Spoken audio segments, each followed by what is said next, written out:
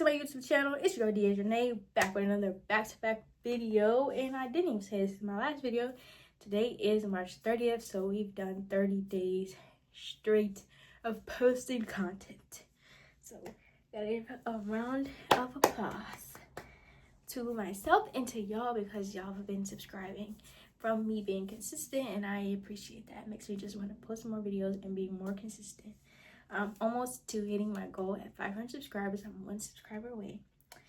But yeah, so the games are of today: Duke versus South Carolina, in the tea, the messiest, the back and forth, the milk and cookies and dirty debutante, crazy news spiraling game, LSU versus UCLA. First, I'm gonna talk about the game, South Carolina versus Duke. Message to South Carolina: do not come in here playing like y'all was playing in that last game. Y'all was playing. Raven Johnson was talking about it. The rims, cool. Fix it if y'all gonna win. I'm going to say this now. Duke is not no punk. Although they are not super the best scoring team, they can defend. So all that playing that South Carolina was doing, if they come in here playing today, Duke's gonna beat them. So they need to come in here, they need to focus, they need to pay attention to detail, they need to come off the screens properly, they need to make the extra pass, they need to play together. Malaysia came and saved the day. The other game, Duke is fundamentally sound on defense. South Carolina not gonna be able to play around with Duke. I'm being honest. It's the Elite Eight. I said nobody in the Elite Eight was the Sweet 16 was no slouch. Nobody in the Elite Eight is no punk. Everybody in the Elite Eight can play defense and get a bucket or two. South Carolina, I am going to go with South Carolina winning the game, but they need to not come in here playing. Because they come in here playing, they're going to mess around and lose to Duke. I'm sure Kara's going to have a great scouting report on every person. She's really good at making sure Duke is defensively sound and defensively at where they need to be at to guard and stop certain players. That defensive scouting report that she be having for the team be good. She done won 29 games off them defensive scouting reports. More than half her games, she's kept her opponents 55 and below. In those games she keeping them 55 and below, they've won. South Carolina, they're not coming here playing. They come in here playing, they're going to lose. So, they need to focus, and they need to pay attention. Y'all better focus. I'll put the TikTok. Y'all better focus. Do we need a 10-minute recess? South Carolina better focus. If y'all unfocused and y'all come in here playing, Duke gonna mess around and beat y'all.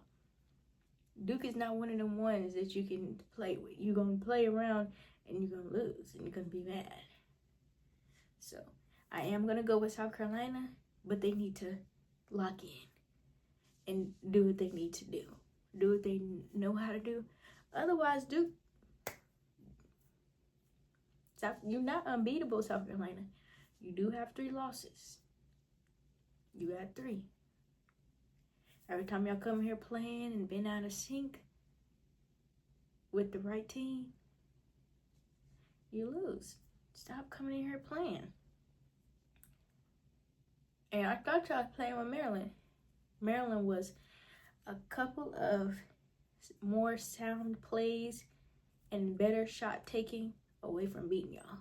Because y'all was playing. Stop playing. And Maryland wasn't playing. They wasn't playing with y'all at all. So, as this is South Carolina, you need to focus. The next game, LSU versus UCLA. Now, this game, I don't even know who's going to. I don't even want to pick. I don't like the comments that the reporter made. I don't like the comments that UCLA fans have made towards LSU at all, period.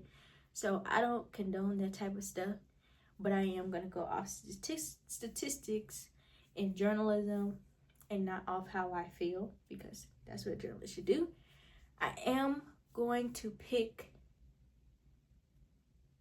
now I'm going to go with LSU. I feel like LSU is tougher than UCLA. I've seen games where Kiki gets frazzled. They end up losing because she gets out of sorts. Somebody gets up in her grill. She don't like it. She's having a bad game, and she just checks out mentally. Now, Lauren, they are going to have a hell of a time trying to stop that young lady. She's good. I like her. She's a really good player. They're gonna have some time trying to stop her. Now, do I think Anissa Morrow can do it? Definitely. Is she gonna need some help and for her counterparts around her, like Samaya, to step up on defense for her and offensively? Definitely. But Anissa Morrow plays so hard and she goes so hard, I think she can do it. I'm gonna go with LSU. I do like UCLA, but I feel like LSU is tougher than UCLA. Now, Lauren is tough. At the end of the day, she's tough. But some of their players don't check out. Check out when things aren't necessarily going their way. And Kiki Rice is one of them, in my opinion. I watched a lot of UCLA games. Then the games that they ended up losing, it was versus USC, but the game wasn't necessarily going her way, and she kind of checked out in the game. And so in this LSU game, she ain't gonna be able to do that. There's gonna be a couple of times somebody might rip Kiki, or somebody might block her, or she might gotta force up a bad shot and she can't internalize that and then put her head down, and then the next couple of plays she's upset. She gotta figure it out. It's gonna be a foul call that she don't like. She can't do that versus LSU. I feel like LSU is tougher. Now, would I be surprised if UCLA did end up coming out with a W? No. They're motivated too. I'm going to go with UCLA because I think they are tougher and I think they are really motivated. Every time they get motivated like that, they be going crazy. But a person that I feel like is going to be a key person in this game is London. I feel like on UCLA's team, London has the most heart and is the toughest person on the floor. She's also the smallest person on the floor, so she has to be the toughest person on the floor. But London is, I like her. She's tough. She is going to go after anybody, no matter if she get a bad play or not. She's still going to keep hooping, competing. She sticks with it and goes hard. So I feel like if London starts off locked in, she's being tough, maybe UCLA too. But I feel like ultimately the matchup is going to be a great game. But I feel like LSU is tougher. They tougher on the defensive end too. And that's what happened when UCLA lost to USC, because USC was tougher than them on the defensive end and made things harder for them. And then when things are harder for UCLA on the offensive end, instead of like gritting it and grinding it out and still finding a way to score, they sometimes have trouble. Now in that Big Ten, when they ended up beating USC, they showed that toughness and that grit and that grind. They're going to need that to beat LSU. But I am going to go LSU because you got to pick.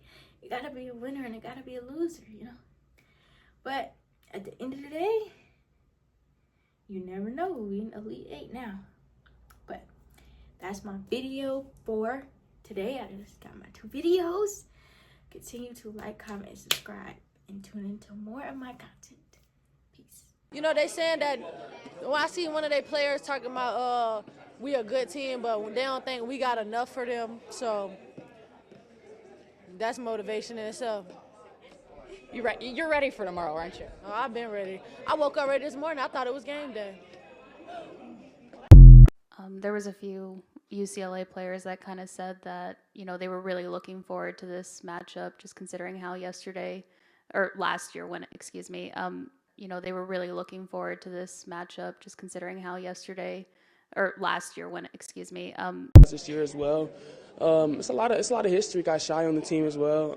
MJ, I went to high school with MJ, Miracle Shepherd. So it's a lot of familiar faces on the team. So it's kind of like, okay, cool. It's like a little rivalry, but I want to beat them as bad as they do, but probably a little even more because it's definitely, Texas A&M LSU was a rivalry. So it's like a rivalry game for me, just like reset. So, as a 13 seed in the conference, you're not going to get a lot of calls against them. But I think when we did play them, we definitely gave them a run for their money every time we did. But, like I said, refs play a big part of the game. They're a part of the game as well. So if you don't have those on your side against them, it's kind of hard to get that. But, yeah, I think that we have a really, really good team. So I'm excited to see what we do against them, So, I played them a couple of times. I'm an SEC kid. I came over there from Texas A&M. They're really physical. They're really tough.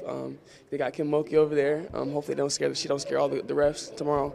Then you have they're just a very physical team. They're just a very, very physical team. They trash talk. They try to get in your head. They trying to, get you out your game. But Nisha Morrow, Michaela Williams, Flajay Johnson, they're big three. Samaya Smith been having some really good games the past couple of days as well.